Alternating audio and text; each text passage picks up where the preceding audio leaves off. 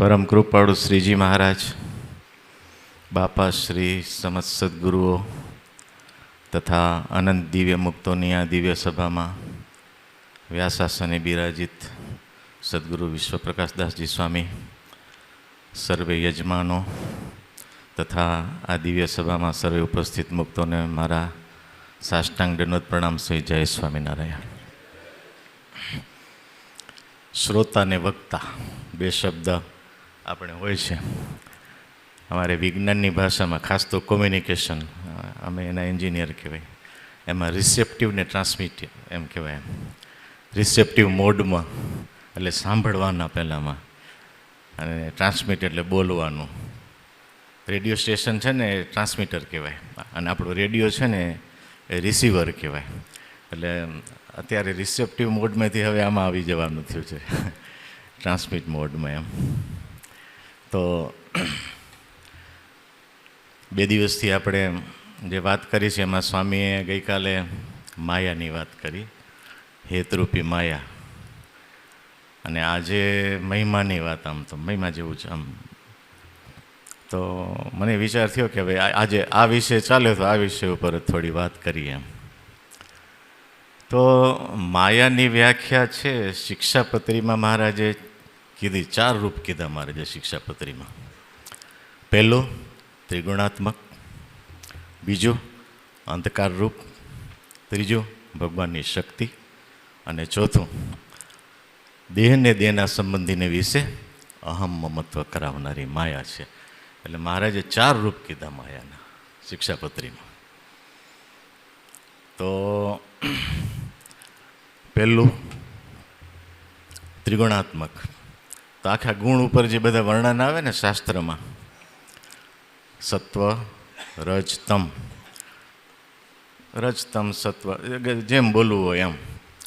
ત્યારે જ્યારે એ 3 ગુણની વાત આવે ત્યારે રાજસ અહંકાર, સાત્વિક અહંકાર, તામસ અહંકાર, અનિરુદ્ધ, પ્રદ્યુમ્ન, સંકર્ષ. પછી આગળ ચાલે 24 તત્વ, આગળ ચાલે, બરાબર, ઉત્પત્તિ સ્થિતિ પ્રલય, બધું ચાલે આગળ. પણ એ બધું શું આવ્યું? ત્રિગુણાત્મક. માયાના રૂપ કીધા, બરાબર ને, ત્રિગુણાત્મક. અને આ જે ભાષા છે ને એ સાંખ્યની ભાષા છે. 3 ગુણની વાત કરવી ને, કપિલ મુનિ આ બધી વાર્તાઓ કરી છે. અને 3 ગુણથી પર જાઓ ત્યારે આ 3 ગુણ નથી રહેતા. જે મહત્તત્વને પ્રધાન કહેવાય છે ને, ત્યારે એ શુદ્ધ સત્વ ગુણ કહેવાય છે. મહત્તત્વને મહત્તત્વમાંથી પછી આ જે 3 થયા ને એ ત્રિગુણાત્મક કહેવાય છે. તો એ પહેલું ત્રિગુણાત્મક. પછી ભગવાનની શક્તિ. હવે એ જ્યારે વાત આવે ત્યારે જગતની ઉત્પત્તિ સ્થિતિ, એનું કારણ, ક્ષેત્ર, બધાનું કારણ, એટલે એ ભગવાનની શક્તિ. એટલે એ રીતે પણ માયાનું વર્ણન કહેવાય. અને એ યોગની ભાષા થઈ. ઓ સાંખ્યની ભાષા, આ યોગની ભાષા, માયાનું વર્ણન. અંધકાર રૂપ એ વેદાંતની ભાષા. અવિદ્યા, અજ્ઞાન, સત્યમાં અસત્ય દેખાડે, અસત્યમાં સત્ય દેખાડે. અંધકાર રૂપ, જેને ઇલ્યુઝન કહે છે, ભ્રાંતિ કહે છે, આ પણ માયા કહેવાય. એમ એ કોની ભાષા છે? આ વેદાંતની ભાષા છે, માયાની. બ્રહ્મ સત્ય જગત મિથ્યા. જગત મિથ્યા છે ત્યાં સત્ય દેખાડે, અને બ્રહ્મ જે સત્ય છે ત્યાં દેખાય જ નહીં, નજરમાં ના આવ્યા. આ કોની ભાષાથી? માયાની, વેદાંતની ભાષા. અને ચોથું દેહને દેહના સંબંધીની વિશે અહમ મમત્વ કરાવનારી છે. આ પંચરાત્રની ભાષા, ભક્તિ માર્ગની ભાષા. દેહના વિશે આ બધું હેત પ્રીત ને એમાંથી તોડવાની વાત આવે ને ત્યારે આ ભાષા આવે. એટલે મહારાજે છે ને સાંખ્ય, યોગ, વેદાંત ને પંચરાત્રની જે માયાની વ્યાખ્યાથી છે ને 1 શ્લોકમાં મૂકી દીધી મહારાજે. સમગ્ર શાસ્ત્રના માયાની વ્યાખ્યા 1 જ શ્લોકમાં મહારાજે મૂકી દીધી. એવી જે માયા, એમાંથી બચવાનું છે. વાત આટલી. એમ તો એનામાંથી કેમ બચાય? તો આજે આખો એ વિષય હતો. આમ તો 55 ભગવાનને માયા રહિત જાણ્યા, માયા તરી ગયો. આટલું જ છે.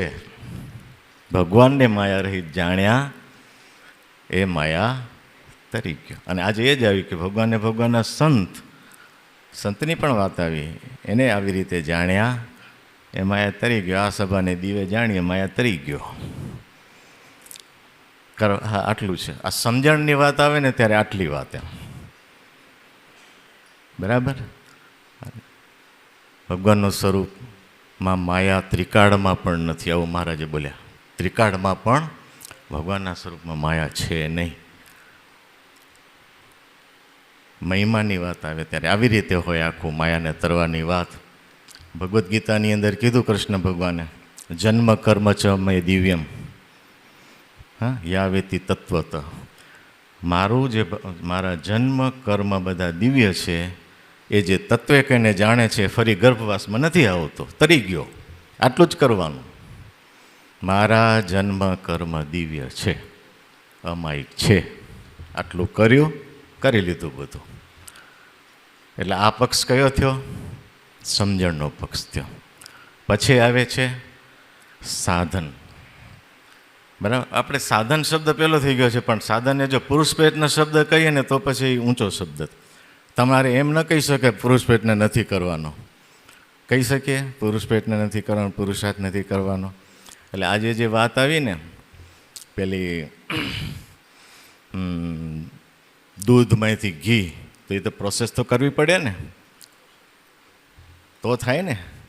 તો એ શું થયો? પુરુષાર્થ થયો. શું થયો? એ કરવો પડે, પુરુષાર્થ કરવો પડે.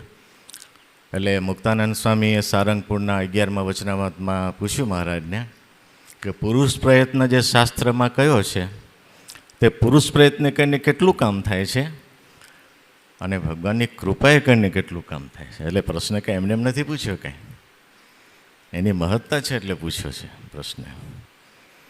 એટલે આવો પ્રશ્ન સારંગપુરના 11માં, આપણે સારંગપુરના 11મા વચનામૃત લઈએ એટલે આપણે સામાન્ય રીતે એમ કહીએ કે અનાદિ મુક્તની સ્થિતિની વાત, પણ આ માયાનો પ્રશ્ન પૂછાયો છે આની અંદર એમ. ત્યારે પછી મહારાજે કીધું સદગુરુ અને સતશાસ્ત્ર, એના વચને કરીને બે વસ્તુ લીધી. સદગુરુ લીધા અને સત્શાસ્ત્ર લીધું. સત્શાસ્ત્ર એટલે શું છે? એ સદગુરુના જ વચન છે. શું છે બીજું? સદગુરુ કદાચ એમ કહીએ કે પ્રત્યક્ષ છે, અને શાસ્ત્ર તો શું? જે થઈ ગયા સદગુરુ એ એમ. એના વચને કરીને દ્રઢ વૈરાગ્યને પામ્યો હોય, બરાબર, અને દ્રઢ શ્રદ્ધાવાન હોય, અને અષ્ટ પ્રકારનું જે બ્રહ્મચર્ય, હા, એનું દ્રઢ કરીને પાલન કરતો હોય, અને અહિંસા ધર્મને વિશે દ્રઢ પ્રીતિવાન હોય. આ બધામાં આગળ છે ને દ્રઢ દ્રઢ દ્રઢ, સ્વામી કાલ બોલ્યા હતા, તમે વિશેષણ લગાવે ને, આ બધા જ સાધન તો કીધા જ છે, પણ આગળ બધામાં દ્રઢ શબ્દ મહારાજે મૂક્યો. અને પાંચમું સાધન કહ્યું હતું. અને આત્મનિષ્ઠાને વિશે પરિપક્વતા હોય. શું આત્મનિષ્ઠામાં? એ પરિપક્વ એટલે શું? ફરી પાછું દ્રઢ. એટલે આ જે સાધન કહેવાના ને, આમ જોવા જાય તો ધર્મ, જ્ઞાન, વૈરાગ્ય ને એના જ સાધન, એના જ રૂપ કહેવાય, પણ એ કેવા? દ્રઢ. આ જે સાધન દ્રઢ હોય એ આત્મસત્તાને પામે. અને ન હોય તો મહારાજ કે અક્ષરધામને ન પામે. એ આત્મસત્તાનો અર્થ અક્ષરધામ જ કર્યો છે રહસ્યાર્થમાં. અને એ ન હોય તો બીજા લોકને વિશે જાય. એટલે મહારાજે આ વાત કરી, પ્રોસેસ કીધી, પ્રસન્નતાના સાધન રૂપા કરવાનું કહ્યું મહારાજે. અને પછી મહારાજે કીધું શ્રુતિનું વાક્ય કહીને, નિરંજન પરમમ, બરાબર, સામુપ્યતે. તો એ માયાની જ વાત લઈને કીધી. અંજન જે માયા એના રહિત થયો. કોણ થયો રહિત? આ સાધન કર્યા એ થયો. માયાથી રહિત કોણ થયો? આ સાધન કર્યા એ માયા રહિત થયો. કારણ કે એ વાત કરીને મહારાજ કરે છે. પહેલી વાત એ કરી છે, જેને ભગવાનનું સ્વરૂપ માયા રહિત જાણ્યું, માયા તર્યો, એ કરી છે વાત.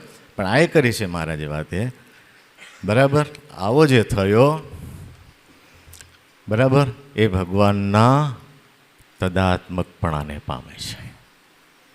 તદાત્મકપણાની વાત હવે આવી.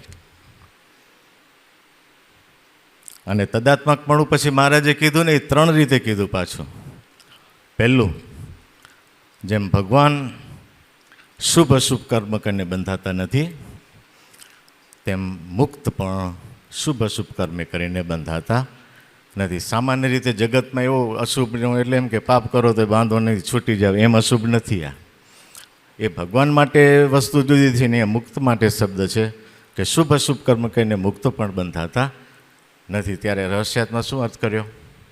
અશુભ કર્મ કે ગમે એવો જીવ હોય એનું કલ્યાણ થાય એમ ન હોય છતાંય મોટા પુરુષ એનું સંકલ્પે કરીને કલ્યાણ કરી નાખે. આજે ગોપાળાન સ્વામીની વાત આવી ને અભયસિંહની, એ અશુભ કર્મ વ્યાખ્યા પ્રમાણે એ થયું કે અભયસિંહ કેવો હતો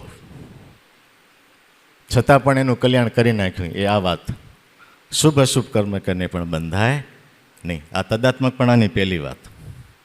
પછી તદાત્મકપણાની બીજી વાત, જેમ લક્ષ્મીજી છે એ ભગવાનના સ્વરૂપને વિશે ક્યારેક લીન રહે છે ને ક્યારેક સેવામાં બહાર આવે છે, એમ એવો જે ભગવાનનો ભક્ત તે ક્યારેક તો ભગવાનના સ્વરૂપને વિશે લીન ને ક્યારેક બહાર રહે. આ અનાદિમુક્તની સ્થિતિની વાત, ત્યારે અનાદિમુક્તની સ્થિતિની વાત આવી ત્યારે માત્ર આ વાત નથી, આગળની વાત એ જ છે, તદાત્મકપણું જ છે આગળ. એમ અનાદિમુક્ત આ કરી શકે છે. એટલે પહેલી વાત કઈ હતી? ક્રિયાથી, ગમે એવા કર્મથી. બીજું સ્વરૂપથી. ત્રીજું, જેમ ભગવાન સ્વતંત્ર છે. હવે આ સત્તાની વાત આવી. તદાત્મકપણું આપણે ખાલી અનાદિમુક્તનું જો કીધું છે, પણ વસ્તુ ઘણી બધી કીધી છે. જેમ ભગવાન સ્વતંત્ર છે તેમ ભગવાનનો ભક્ત પણ સ્વતંત્ર થાય છે. આટલું આ વાત કૃપાથી થાય છે. પુરુષ પ્રેરણાથી કેટલું થયું? એકાંતિક થયું. કૃપાથી શું થયું? આ ત્રણ વસ્તુ કૃપાથી થઈ. એટલે બાપ કહે છે ને કે આગળનું પછી તો એ તો કૃપાથી જ થાય છે. તો સ્વતંત્રપણું જે આવ્યું, હવે સ્વતંત્રની વાત આવી ત્યારે હવે બધાના પ્રશ્ન પૂછાયા છે રહસ્યમાં, બધાના જવાબો અપાયા છે. સ્વતંત્ર શબ્દ આવે એટલે સ્વતંત્ર એટલે શું? ફ્રી. અંગ્રેજીમાં જેને ફ્રી કહે છે. આપણે સ્વતંત્ર એટલે સામાન્ય રીતે એવો અર્થ કર્યો કે માયાથી છૂટ્યો. ના, એમ નથી. ભગવાનને એમ કહેશો માયાથી છૂટ્યા? અનાદિમુક્તને એમ કહેશો માયાથી છૂટ્યા? માટે સ્વતંત્ર શબ્દ વપરાયો છે એટલે ફ્રી, ઇન્ડિપેન્ડન્ટ. એના ઉપર કોઈનો હુકમ નહીં. શું? એના ઉપર કોઈનો હુકમ નહીં. ફ્રી, સ્વતંત્ર. ભગવાન એવો કરે છે. આ બધું આ ભગવાનની કૃપાથી થાય છે. આટલું. એટલે એક જગ્યાએ એવું મેં વાંચેલું, પરોક્ષશાસ્ત્રમાં વાંચેલું કે આત્મા સુધી પહોંચવું હોય ને તો પુરુષાર્થથી પહોંચાય. આત્મા સુધીની ગતિ, આત્માથી પરમાત્મા સુધીની ગતિ કૃપાથી થાય. એ પુરુષાર્થથી ન થાય પછી. એટલે એ શબ્દો આવા જ થયા એમ. એટલે પુરુષાર્થથી કેટલું થાય છે અને કૃપાથી કેટલું થાય છે એ મહારાજે વાત કરી. હું આ વાતને ઘણી વખત એમ કહું, જે વસ્તુ પુરુષાર્થથી મળતી હોય ને એ પુરુષાર્થથી જ મેળવવી. અને જે મેં પુરુષાર્થની નહીં કૃપાથી મળતી હોય ને ત્યાં પુરુષાર્થ ન કરવો પડશે. આપણે ઊંધું કરી દઈએ છીએ. જે પુરુષ પ્રયત્નથી મળવું જોઈએ ને ત્યાં પુરુષ પ્રયત્ન નથી કરતા, અને જ્યાં પુરુષ પ્રયત્ન કરવાથી નહીં મળે ત્યાં પુરુષ પ્રયત્ન કરવા માંડી જઈએ છીએ આપણે. એટલે આવી જે આ વાત છે સારંગપુરનો 11મું વચનામૃત, એની અંદર મહારાજે આવી વાત કરી. એટલે માયાની વાત આવી, જે વાત કરી માયાના સ્વરૂપનું જે બીજું હજી એક સ્વરૂપ છે, થોડુંક આને જોડે લિંક કરી દઉં તો ભગવાનનું સ્વરૂપ કેવું છે? અમાયિક છે. બરાબર ને? ત્રિકાળમાં પણ માયા નથી. મહારાજે જે શબ્દો વાપર્યા ભગવાનના સંતમાંય નથી. તો લોયાના 18માં મેં કીધું કે ભગવાનના ભક્તમાં પણ પેલો ભાવ નથી પરઠવાનો, મનુષ્ય ભાવ નથી પરઠવાનો. તો ભગવાનમાંથી ક્યાંથી પરઠવાનો હોય? ભગવાનના ભક્ત પણ દિવ્ય છે. તો ભગવાનના સ્વરૂપ માટે એક શબ્દ વપરાય છે, હમણાં જ વાંચવામાં મને આવ્યું હતું. એટલે કે એ અમાયિક કઈ રીતે, એનું વર્ણન શાસ્ત્રમાં કઈ રીતે થયું છે?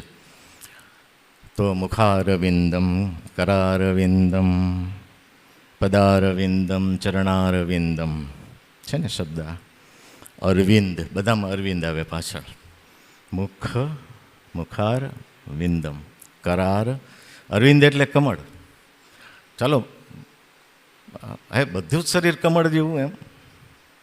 મુખ કહો તોય કમળ જેવું, હાથ કહો તો કમળ, પગ કહો તો કમળ, ચરણ કહો તોય કમળ. શું કામ? તો અરવિંદ એટલે કમળ. કમળ જેમ પાણીમાં રહ્યું છે છતાં એને પાણીનો પાસ અડતો નથી, તેમ ભગવાનનું સ્વરૂપ છે. આ માયામાં છે છતાં પાસ એને અડતો નથી. એટલે બધા જ અંગ માટે શબ્દ વપરાયો. મુખારવિંદમ, કરારવિંદમ, પદારવિંદમ, ચરણારવિંદમ. મુખ કમળ, નેત્ર કમળ. બરાબર? નાભી કમળ, કર કમળ, હસ્ત કમળ, ચરણ કમળ, આ બધા કમળ પાછળ શબ્દ શું કામ લાગ્યા ભગવાનના સ્વરૂપ પાછળ? તો કમળની જેમ નિર્લેપ છે, માયામાં છે, છતાંય પણ આવી રીતે જેને ભગવાનનું સ્વરૂપ જાણ્યું એ માયા તરી ગયો. આ શાસ્ત્રીય ને ઓલો કવિના શબ્દો થયા. એટલે કવિ આ રીતે કે ભાઈ કવિ કમળ બોલે એટલે આપણે પછી કમળ દોરી દઈએ. એના અર્થ પછી આપણે કવિને એટલે કીધું ને કવિને અનુભવીની વાતો છે ને આપણે ખબર ના પડે એમ, એ આવી રીતે બોલ્યા હોય એમ. એટલે પેલું કે છે ને મારેનું મુખ કેવું તો કે ચંદ્ર જેવું, પણ એ તો પ્રકાશના છે પહેલાંથી કહેવાતું હોય શું. એટલે આવી રીતે જે ભગવાનનું જે સ્વરૂપ છે એ કેવું છે તો કે એને જેને આવું જાણ્યું એ માયા તરી ગયો. અને પુરુષાર્થ કરવાનું કીધું, આવી રીતે આપણે પુરુષાર્થની આપણી જવાબદારી બને છે. એટલે આ તો શાસ્ત્રની વાત આટલી થઈ. એક વાત બીજી થોડીક પેલી કે ને મન કી બાત, હા પેલા મોદી કહેતો હોય ને મન કી બાત, એટલે હવે મારે એક મન કી બાત કહેવી છે થોડી એમ. આ બધું શાસ્ત્રમાં હતું ને આ જે ચાલ્યું આવતું હતું એના સાથે લિંક કર્યું. તો એ પણ વાંચ્યું હતું હમણાં જ, મેં ને મારા સન બેઠા હતા ને થોડીક ચર્ચા કરી હતી ભાઈ મન કી બાત એમ. તો છાંદોગ્ય ઉપનિષદની એક વાત છે, કર્મ એ પણ એક કલ્યાણનો માર્ગ છે. પુરુષાર્થ કયો કે કર્મ કયો એમ, બરાબર ને, એ પણ એક માર્ગ છે ભગવાનને પામવાનો. તો કર્મ 3 પ્રકારે થાય. એક જ્ઞાનપૂર્વક, કોઈ પણ કર્મ છે ને જ્ઞાનપૂર્વક હોવું જોઈએ. આ મારે ટીવી બગડ્યું હતું ને, આ બગડેલું હતું તો અમે ફિઝિશિયનને નહોતો બોલાવ્યો, એમડીને નહોતો બોલાવ્યો, અમે એને કંપનીવાળાને બોલાવ્યો. પછી એમ કહ્યું કે તું માણસને જટિલ માણસનું શરીર તું હાજો કરી દે, આ ટીવી ન કરી શકે, તો એમ ના ચાલે. ત્યાં એ આનોકા હોય ને જાણકાર એને જ બોલાવવું પડે. એટલે કર્મ કેવું હોવું જોઈએ? જ્ઞાનપૂર્વક હોવું જોઈએ. જે માણસ પાસે જે વિદ્યા હોય એ રીતે સોંપવું જોઈએ. મહારાજે કીધું કે જેને વિશે જે હોય એને એવી રીતે કામ સોંપે. આપણે પછી એમ કહીએ કે ભાઈ ભગવાન છે ને કરશે, જ્યાં થાય કર, પણ એ ભગવાન જ એમ કહે છે આમ કરતું એમ. શ્રીજી મહારાજ જ એમ કહે છે, આપણે શ્રીજી મહારાજ ઉપર છોડી દઈએ છીએ. અને શ્રીજી મહારાજ એમ કહે છે કે જે માણસ જેવી રીતે યોગ્ય હોય એને કામ સોંપવું. આપણે ઊંધા હાલીએ છીએ. એટલે એમાં વાત આવી જ્ઞાનપૂર્વક. કર્મ કેવું હોવું જોઈએ? જ્ઞાનપૂર્વક હોવું જોઈએ. જે માણસ આપણે ગમે ને ગમે તે ના સોંપી દેવાય એમ. બીજું શ્રદ્ધાપૂર્વક હોવું જોઈએ, એમાં શ્રદ્ધા પડવી જોઈએ. હવે આ મેં રિપેર કરાવ્યું, 3 દિવસ આવ્યો. પહેલે દિવસે જોઈ ગયો કે આ પ્રોબ્લેમ, બીજે દિવસે લઈને આવ્યો તોય નથી, હવે કે આ પ્રોબ્લેમ છે. પછી હવે 3 દિવસના એને પૈસા લઈ લીધા. 3 વિઝિટ કરી, 3 દિવસના પૈસા લઈ લીધા. ડૉક્ટર પાસે જાઓ, 4 ધક્કે હાજર થવે, 4 ધક્કાના પૈસા લઈ લે. એમાં શ્રદ્ધા ન ભળી, જ્ઞાન ભળ્યું. જ્ઞાન હતું એના પાસે પણ શ્રદ્ધા ન ભળી. શ્રદ્ધા ભળે ત્યારે વાત જુદી બને. એટલે આપણા કામ કેવા હોવા જોઈએ? જ્ઞાનપૂર્વક તો હોવા જોઈએ, સાથે શ્રદ્ધાપૂર્વક હોવા જોઈએ. હજી ત્રીજી વાત કરે છે છાંદોગ્ય ઉપનિષદમાં સ્વામી આ વાત છે, એ કામ ઉપાસનાપૂર્વક હોવું જોઈએ. એ શ્રદ્ધાથી ઉપર કહે છે. પછી અહીંયા ઉપાસનાપૂર્વક કહે છે એટલે સર્વોપરીની એ નિષ્ઠાથી નથી કહેતા, એક નિષ્ઠા છે. એટલે જ્ઞાનપૂર્વક કરનારા હજારો મળશે, શ્રદ્ધાપૂર્વક કરનારા સેંકડો મળશે, પણ ઉપાસનાપૂર્વક કામ કરનાર કોઈક જ મળશે. ઉપાસનાપૂર્વક કામ કરવું, ઉપાસનાપૂર્વક કામ કરવું એ તો હવે એ તો કર્યું એને ખબર પડે, વાણીમાં ના આવે. એક દ્રષ્ટાંત મને એમ થોડુંક યોગ્ય લાગે, થોડુંક કહું. આમ તો જે રાજકારણ છે એ કેવો માર્ગ કહેવાય? ખોટું બોલવું, કોઈકને બાટલીમાં ઉતારી દેવા, સામાન્ય રીતે. સામાન્ય રીતે આવું જોઈએ ને રાજકારણમાં. તો ગાંધીજી રાજકારણમાં જોડાણા. એને કોઈકે પૂછ્યું કે તમે રાજકારણમાં કેમ જોડાણા? તમે તો સંત જેવા છો એમ. તો એને એવું કીધું, ઈશ્વર દર્શન માટે. એને એમ ના કીધું કે હું રાજકારણમાં ભારતની આઝાદી માટે જોડાયો છું, એવું ના કીધું. આપણે એમ કહીએ કે શું કામ રાજકારણમાં છો? તો કે રાષ્ટ્રની સેવામાં, બીજું ત્રીજું કહીએ ને. આને એમ ના કીધું, એને એમ કીધું ઈશ્વર દર્શન માટે હું આમાં જોડાયો. બસ આ ઉપાસનાપૂર્વક કામ કહેવાય. આવા કોઈક નીકળે. આ તો દર્શન દીધું. એમ ધર્મ કયો, ગમે તે ક્ષેત્ર કયો, જ્ઞાનપૂર્વક કરવાના હજારો મળશે, શ્રદ્ધાપૂર્વક કરનારા મળશે, પણ ઉપાસનાપૂર્વક કામ કરનારા કોઈક વિરલા નીકળશે. અને એ વિરલાની આપણી પરંપરા છે. મારે આ કહેવું છે, આ મન કી બાત આપણે એ પરંપરાના છીએ. શું ઉપાસનાપૂર્વક કામ કરનારા, શ્રદ્ધાપૂર્વક તો સારું છે. એટલે આમ કદાચ મારી વાણીને દોષ ન લાગે, અત્યારે વક્તા બેઠા છે ને એ જે કરે છે ને એ ઉપાસનાપૂર્વક થઈ રહ્યું છે. આ ઉપાસનાપૂર્વક કામ થાય છે. બહુ ઊંચી વાત છે. સમજમાં આવે ને તો કામ થઈ જાય એવું છે. બરાબર, રાજી રહેજો. આપણા બધામાં આવું થાય, એમ શ્રદ્ધાથી પણ ઉપર જઈએ આપણે, એવું આપણું જીવન બને એવી આ દિવ્ય સભામાં પ્રાર્થના કરી મારી વાણીને વિરામ આપું છું. અસ્તુ. જય સ્વામિનારાયણ. શ્રીજી મહારાજ, બાપા શ્રી અનંત સદગુરુઓ, અનંત દિવ્ય મુક્તોની આ દિવ્ય સભામાં સર્વે મુક્તોને સાષ્ટાંગ દોનો પ્રાણ. જય સ્વામિનારાયણ. જ્ઞાન ધ્યાન ઉપાસના શિબિર, પહેલા દિવસનું પહેલું સેશન આપણને વક્તા મહોદયે બહુ ઝીણવટથી સમજાય એવું જ્ઞાન આપ્યું. પહેલા જ દિવસે સ્વામીએ માયાનું રૂપ લીધું કે ભગવાનનું ધ્યાન કરતાં જે પદાર્થ આડું આવે એનું નામ માયા. પહેલું વચનામૃત, બીજો પ્રશ્ન, પછી લીધું 34મું પ્રથમનું હિતરૂપી માયા. સ્ત્રીને પુરુષમાં, પુરુષને સ્ત્રીમાં, એના થકી ઉત્પન્ન થઈ પ્રજા, એ પ્રવાહમાં જે ન હોય એને ભગવાનના સ્વરૂપનું ધ્યાન થાય. અને છેલ્લાનું 39મું લીધું.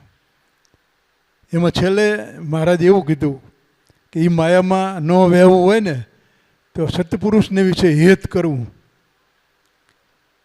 તો એ આપણને એ માયામાંથી છોડાવે અને ભગવાનમાં જોડે. પહેલું વચનામૃત એટલે 272 વચનામૃતનો સાર. ભગવાનના સ્વરૂપમાં અખંડ વ્રતિ રહે એ કઠણમાં કઠણ સાધન અને મોટામાં મોટી પ્રાપ્તિ. હવે અખંડ ભગવાનનું મન ભગવાનમાં રાખવા માટે જેમ હમણાં કીધું ને કે પ્રયત્નો તો કરવા પડે ને. ખેતીવાડી કરતા હોય, ધંધો કરતા હોય, નોકરી કરતા હોય, પ્રયત્ન વગર તો ક્યાંય થવાનું નથી. એના માટે આપણને મહારાજે, સદગુરુએ, મોટા મુક્તે બહુ સરસ એક એવા સહેલા પ્રયોગ આપ્યા છે કે સહેજે સહેજે ભગવાનનું મનન થયા જ કરે. પણ આપણી વૃત્તિ એટલી બધી આમ સજાગ હોવી જોઈએ ને, જે જોઈએ એમાં ચોંટી જવી જોઈએ. હમણાં આ કીર્તનમાં કીધું ને, પંચાળાના બીજામાં, આજ સખી મોહન દીઠારે શેરીએ આવતા. એમાં પ્રેમાનંદ સ્વામી કીધું કે ઘૂંઘટની ઓટમાં મેં મુખડું જોયું, અને એમાં જ્યારે ભગવાનની આંખ નેણા કેરી ચોંટમાં, મહારાજની આંખ એટલી બધી ચોંટ, એટલે આમ જીવન દેહ તેજ હતી. એટલે જોયું ને પછી હું ઘાયલ થઈ જઈ, ભૂલી જઈ બધું. એમ ઘૂંઘટની વાટમાં, એટલે ઘૂંઘટની વાટમાં જોયું મેં માવાનું મુખડું, અને એ મુખડું જોયું અને ભગવાનની આંખ એવી ચોંટ લાગી કે હું ઘાયલ થઈ જઈ, હું દેહભાવ ભૂલી જઈ, માયા મારીને જોયું. પણ ભગવાનનું સ્વરૂપ જ્યારે એને અંતરદૃષ્ટિ કરીને જોયું ત્યારે બધો દેહભાવ ભૂલીને પ્રેમાનંદ સ્વામી કે હું ભગવાનના સ્વરૂપમાં લીન થઈ જઈ. એમ અખંડ ભગવાનના સ્વરૂપમાં વૃત્તિ રાખવા માટે એક તો આપણો અંદર ભગવાનના સ્વરૂપના દર્શન કરવા માટે તીવ્ર વેગ હોવો જોઈએ. એક સરસ મજાનું એક લીલા ચરિત્રમાં વાત આવી, વિહાર લીલાજી મહારાજે લખી છે. રામોલડી ગામ છે ખંભાતમાં, અહીંયા એક કર્ણા ભગત કરીને ગઢવી, અને એનું મોસાળ ત્યાં નરસંડા વડતાલની બાજુમાં. અને નરસંડા ગયેલા તો અહીંયાથી વડતાલ ગયા, સત્સંગી નહોતા એ વખતે, પણ બધાની જોડે સાંભળ્યું કે માણકી ઘોડી બહુ સારી છે. અને એને માણકી ઘોડી જોઈને વડતાલની અંદર એને ભગવાનને જોયા નહોતા, પણ માણકી ઘોડી જોઈ અને એવી તાદસ્ય થઈ ગઈ અને જીવમાં ઉતરી હતી. પછી મહારાજ સમય અનુસારે એ રામોલડી ગામના પાદરમાં અહીંયાથી નીકળ્યા અને સખાઓને આ જે આખું ચરિત્ર એને કરવું હતું ને એટલે સખાઓને એક બાજુ છોડી અને માણકી છે ને એવી વેગમાં મૂકીને એ રામોલડીના પાદરમાં આવીને કૂવે પાણી પાતા હતા ને ત્યાં આ કરણાભાઈ ગઢવી છે ને આવ્યા અને સુરવીર હતા, તલવાર જોડે રાખે. એને જોયું કે આ માણકી છે ને એ ભગવાન સ્વામિનારાયણની છે, આ ખરેખર ચોરીને લાવ્યો છે. હા, એને ભગવાનને જોયા નહોતા. એને જઈને ઉભા રહ્યા, એ છોકરા આ ઘોડી તું ક્યાંથી લાવ્યો? આ તું ઘોડી લાવ્યો ક્યાંથી? સાચું બોલ ને કે તારી વાત છે કે છે. અને થયા હામાં અને તરવાર કાઢીને ઉભા રહ્યા, બોલ તું ક્યાંથી ઘોડી લાવ્યો છું એમ. આ ઘોડી માણકી છે અને ભગવાન સ્વામિનારાયણની છે.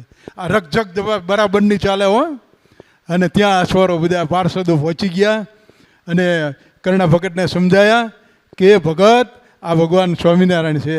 ત્યારે એ તો ગઢવી ચારણી ભાષામાં જે સંત બોલ્યા ને, અરે મહારાજ હમણે કીધું ને કે આ માયા તુમારી જિસમે મોયા સબ નર નારી, એમ આ કરણા ભગતે આ એની ગઢવી ભાઈ ચારણી ભાષામાં છંદ બનાવ્યો કે મહારાજ તમારી માયા દુસ્તર છે, હું તમને ઓળખી ન શક્યો. અને જ્યારે ભગવાનને ઓળખ્યા ને ત્યારે એના ચરણમાં પીડ્યા, આ તો પુરુષોત્તમ નારાયણ. અને એના ઉપર નિહાલ થઈ ગયા. તરત જ ઉપર ફેંટો ભાગ બાંધી હતી સોનેરી તારની અને કરણા ભગતને આપી દીધી. આટલી જ વાર છે. જેમ કરણા ભગતે માળકી એના જીવમાં ઉતારી અને એને ભગવાન સ્વામિનારાયણનો દૃઢ નિશ્ચય થઈ ગયો, એમ આપણને તો આવું જ્ઞાન મળ્યું છે, આવો જ્ઞાન માર્ગ મળ્યો છે. તો ભગવાનના સ્વરૂપમાં સ્થિતિ કરવા માટે કેટલા બધા નંદ સંતોએ આપણને કીર્તન ભક્તિ આપી. સદગુરુએ અને મોટા મુક્તોએ કીધું કે મહારાજનું એક અંગ નિરખવું અને આપણા ચૈતન્ય વિશે ઉતારવું. આપણને મૂર્તિમાં રાખી દીધા છે, મૂર્તિ આપી છે, પણ જ્યારે જ્ઞાન માર્ગ સામું જોઈએ, અવર ભાવમાં તમે જોઈએ, બાપાએ 108મી વાતમાં કીધું કે ગ્રસ્ત હોય તેને સુખેથી ભગવાન સાંભળે ને એટલો જ વ્યવહાર કરવો. વ્યવહારરૂપ થઈ જાય ને એવો વ્યવહાર ન કરવો. શીખે કથા, વાર્તા, ધ્યાન, માળા, માનસી પૂજા, કીર્તન આ બધું જ આખો દિવસ થાય. જો તમે વેગે સહિત વ્યવહારમાં જોડી ગયા હોય તો આ ના થાય. ત્યાં મુનિસ્વામીએ સરસ દ્રષ્ટાંત આપ્યું વડતાલનું. એક હરિભગત હતા, મહારાજ આવવાના હોય તો આજુબાજુ ગામડામાં જાય, બધાને સમાચાર આપે કે મહારાજ આવવાના છે, આવવાના છે. અને મહારાજ આવે અને દોડી દોડીને સેવાઓ કરે અને પાછા જ્યારે મહારાજ જવાના હોય ત્યારે એક ગામ સુધી વરાવા જાય. પછી મુક્તાનંદ સ્વામીએ કીધું મહારાજને, મહારાજ ભગત બહુ પ્રેમી છે, સેવા બહુ સારી કરે છે, એનો વ્યવહાર થોડોક દુર્બળ છે. તો મહારાજને એમ લાગ્યું કે આ મુક્તાનંદ સ્વામીની ઈચ્છા છે અને જો એનો વ્યવહાર સારો થાય સારું, સંકલ્પ કર્યો અને વ્યવહાર સારો થયો. પછી તો મહારાજ આવવાના હોય, સમાચાર મળે પણ નિવૃત્તિ મળે નહીં. ખબર પડે અઠવાડિયું થઈ જાય જવાના છે ત્યારે દોડીને આવે, ત્યારે ભગવાનના દર્શન થાય. ને મહારાજ પૂછે કેમ ભગત? અરે મહારાજ સર્પના કંડિયામાં ડેટકાને પૂર્યો છે. મહારાજ સમજી ગયા અને જેવો હતો એ વ્યવહાર કર્યો એટલે વળી પાછું ભગવાનનું સુખ અને આનંદ મૂર્તિનો આવવા માંડ્યો. એટલે બાપાએ કીધું કે 4 સ્થિતિ આપી અવરભાવમાં. જે ભગવાનના પોતાના આત્માને વિશે દર્શન કરે છે ને એને ઉત્તમ સાધુ અને હરિભગત કીધા. પછી અંતકરણમાં જેને ભગવાનની મૂર્તિ દેખાય છે એને મધ્યમ, અને અખંડ ભગવાનની સમૃદ્ધિ રિયા કરે છે, અખંડ ભગવાનની સમૃદ્ધિ રિયા જ કરે, એને કનિષ્ઠ કીધા. અને આજ્ઞા તો ત્રણેય પાડે છે. આપણે જે મૂર્તિમાં રાખવાના આશીર્વાદની જે વાત છે ને કે આપણે મૂર્તિમાં રાખી દીધા છે અને મહારાજ જ છે, તો આપણે કયા સ્ટેજ ઉપર છીએ એના ઉપર આ બાપા સમજાવે છે. જે આજ્ઞા તો ત્રણેય પાડે છે, પણ જેને ભગવાનની અખંડ સમૃદ્ધિ નથી ને એને કેવો કીધો? ચાલો ચાલ કીધો. હવે આ 4માં આપણે ક્યાં આવીએ છીએ એ આપણે પોતે જોવાનું છે. આ 4માં અવરભાવમાં, પેલી તો પરભાવની વાત છે, મૂર્તિમાં રાખ્યા છે, મૂર્તિ આપી દીધી છે, એ વાત આખી અલગ છે. પણ આ 4 છે એ અવરભાવમાં છે, આપણી દેહધારીમાં છીએ. અને આ 4 વસ્તુ આપણે કેટલી દઢ થઈ છે તો આ ચારમાં એક પણ જો દઢ થયું હોય ને તો અખંડ ભગવાનના સ્વરૂપમાં વર્તી રહે. મહારાજે મધ્યનું 48મું વચનામૃત ધ્યાન પ્રેમાનંદ સ્વામી કીર્તન બોલ્યા, વંદુ સહજાનંદર સ્વરૂપ કીર્તન બોલતા જાય અને મહારાજ છે ને મસ્તીમાં આવતા જાય, ઢોલિયામાં નજીક નજીક આવતા જાય પ્રેમાનંદ સ્વામી, અને એની મસ્તીમાં વંદુ સહજાનંદર સ્વરૂપ અનુપમ સારને રેલો નખશિક પ્રેમ સખીના નાથ રહો ઉરમાં. મહારાજ તમારી મૂર્તિ મને નખથી શિખા સુધી અંદર એવી રેમા કરો ને કે મને બીજું કંઈ સારું જ ન લાગે. વાલા એ રસના ચાકડ હાર શાસ્તે નવ પીએ. બસ એક મૂર્તિનું સુખ ને સુખ. જ્યાં કીર્તન પૂરું થયું ને, આ અવરભાવની વાત છે, પરભાવની વાત નથી. કીર્તન પૂરું થયું એટલે મહારાજે એમ કીધું કે ઓહો કેવા સરસ મજાના કીર્તન ભગવાનની મૂર્તિના સ્વરૂપનું મનન અને કીર્તન ગાય છે. એને તો મહારાજ કે અમે ઉઠીને સાષ્ટાંગ દંડવત પ્રણામ કરીએ તો પણ ઓછા છે. આવો મહારાજે રાજીપો જણાયો એ કીર્તન ભક્તિમાં ભગવાનની મૂર્તિને સંભાળીને જો ગાતા હોય તો. પછી બીજું કીધું મહારાજે કે આવી રીતે જેને ભગવાનના સ્વરૂપનું ચિંતન છે એને કોઈ દિવસ ગર્ભવાસમાં આવવું પડતું નથી. વળી પાછું ત્રીજું કીધું કે જેને આવી રીતે ભગવાનના સ્વરૂપનું ચિંતન છે એ તો સતાદેહ પરમધામને એ જીવે છે છતાં પણ પરમધામને પામી રહ્યો છે, એને આવવા જવાનું ન રહ્યું. હવે આથી કેટલું વિશેષ જોઈએ. આવી રીતે જેને મહારાજ કહે છે કે ભગવાનનું ચિંતન થતું હોય એ સતાદેહ ભગવાનના પરમધામને પામી રહ્યો છે, એને આવવાનું નથી, જવાનું નથી. આ મહારાજની જે કૃપા, મોટા મુક્તની કૃપા કીધી કે જાઓ તમને મૂર્તિમાં રાખ્યા, મૂર્તિ આપી. આ જ્ઞાન ધ્યાન શિબિરનો એક જ આશય છે કે આપણને મૂર્તિમાં રાખ્યા પછી મૂર્તિમાં અખંડ સમૃદ્ધિ રહેવામાં કેટલો અવરોધ છે, આપણને ક્યાં ભૂલી જઈએ છીએ. મહારાજે વચનામૃતમાં બધા દાખલા આપ્યા. સોમલા ખાચરે પૂછ્યું કે મહારાજ, ત્યારે મહારાજે કીધું કે અડધો અમારો પ્રસંગ કરો છો ને અડધો જગતનો કરો છો. સાંજે એનો સરવાળો માંડીએ ને તો ખબર પડે કે આજે ભગવાન સંભાળતા કેટલા શ્વાસ લેવાના, આજે ભગવાનનું કેટલી સમૃદ્ધિ રહી, આજે ભગવાનની મૂર્તિનું કેટલું અનુસંધાન રહ્યું.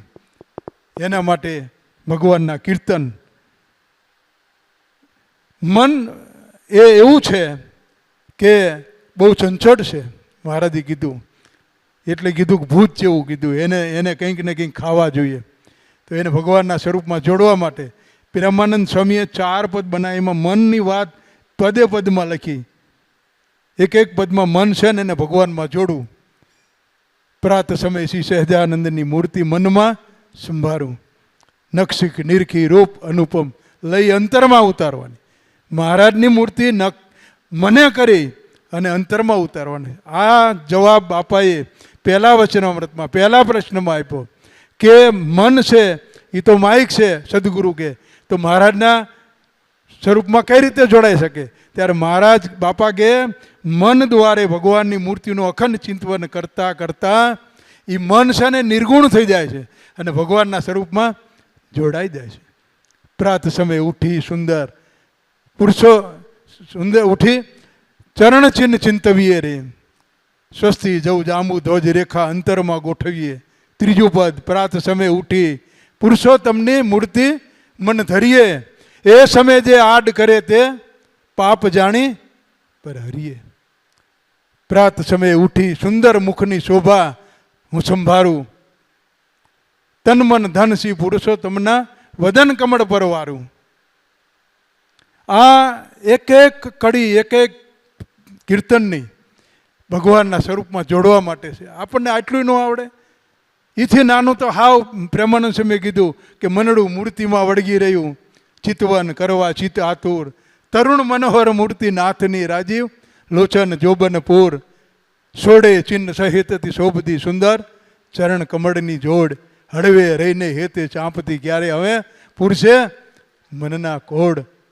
પાની ઘૂંટી ભીંડી જાનું નિત્ય નિરખતી રૂડા સાથળ ચિહ્ન સહિત શ્યામ કટી ઘનશ્યામની જોજી લાગે રોજ નવી નવી પ્રીત ઊંડી નાભી કમળ સરીખડી ત્રિવડી નિરખી ઉદર માય છાતી ઉપડતી હતી ઓપતી ક્યારે હવે ભૂજ ગઈ બાથ ભરાય મુખની શોભા મહારાજની જોઈ લાજે પંકજ પૂરણ પૂનમાનો ચંદ્રમા પણ એની પાસે ઝાંખો પડે એવું મહારાજનું મુખારવિંદ છે.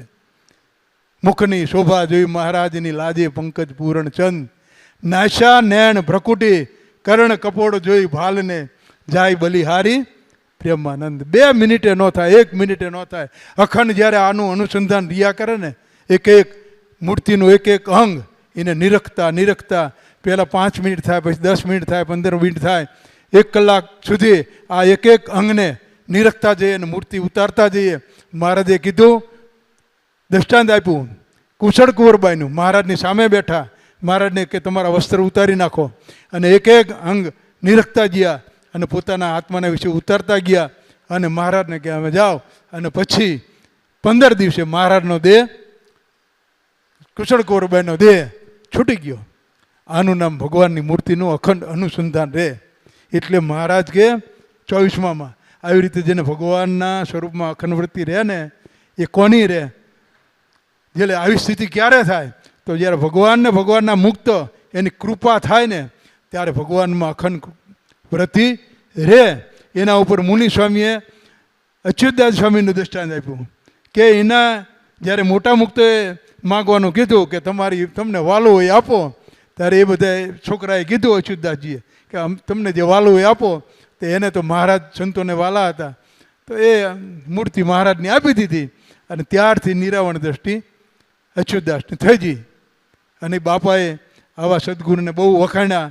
સમાધિ થઈ, તાવડીમાં હાથ રહી ગયો, વળી બાપા જાય દિવ્ય સ્વરૂપે અને હાથ ઉપાડવાનું બીજા સંતોને કહે. અને એ પછી જે વાત કરી સ્વામીએ, એ બહુ મહત્વની કરી અચ્યુતદાસ સ્વામીએ, કે હું ભગવાનને ધામમાં જતો હતો અને વચ્ચે સિદ્ધિઓ આવી. હવે સિદ્ધિઓ શું?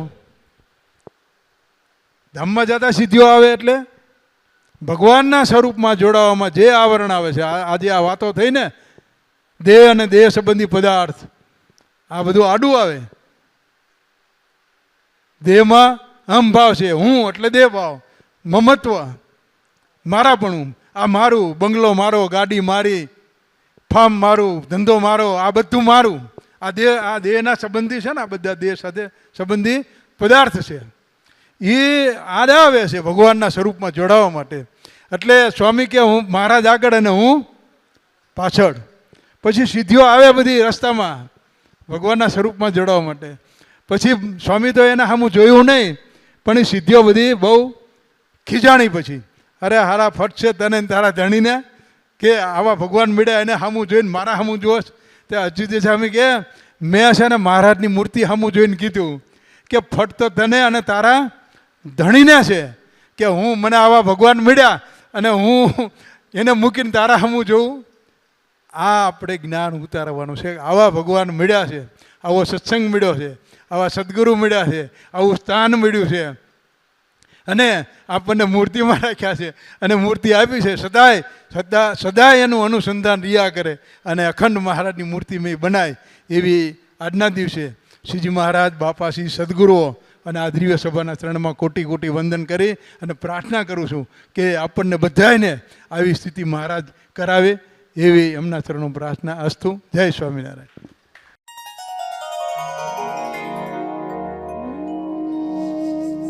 પ્રેમ પ્રકાશાંત મહારાજે પ્રશ્ન પૂછ્યો કે ભગવાન રાજી કેમ થાય? રાજી કરવાનું પૂછ્યું છે. તારે મહારાજ કે કૃષ્ણાજીની ભક્ત હોય અને વ્યવહારમાં બહુ ગરીબ હોય અને સંતરાગર જેવો દીનાજીના ભક્ત હોય, સેવા કરતો હોય, એને એક ગામનું હાજુ રાજ મળે, 5 ગામનું મળે, ત્યાંથી પૃથ્વીનું રાજ મળે. ગોપન જેવો ગરીબ હતો અને નિર્માની થઈ દાસની સેવા કરતો એવો ને એવો ભાવ રહે. પણ માન ના આવે તો એના પર મહારાજ બહુ રાજી થઈ, એના પર